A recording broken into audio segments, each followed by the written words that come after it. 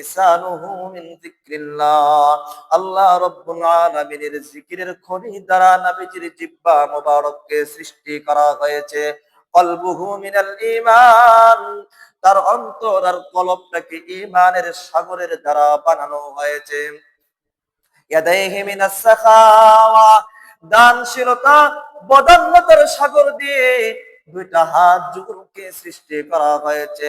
ওয়া কদামাইহি মিনাল ইস্তিকামা, অটল অবিচল দৃঢ়তার একটা সাগর দিয়ে নবীজির কদম যুগলকে সৃষ্টি করা হয়েছে।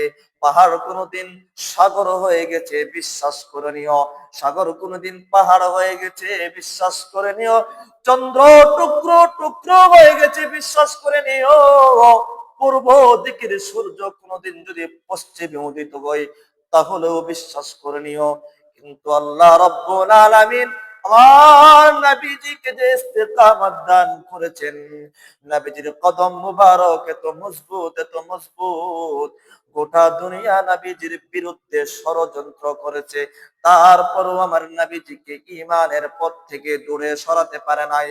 নবীজিকে ঈমানের পথ থেকে দূরে সরানোর জন্য টাকা পয়সার লোভ লালসা নবীজিকে দেখানো হয়েছে, ক্ষমতার লোভ দেখানো হয়েছে, রাজত্বের লোভ দেখানো হয়েছে।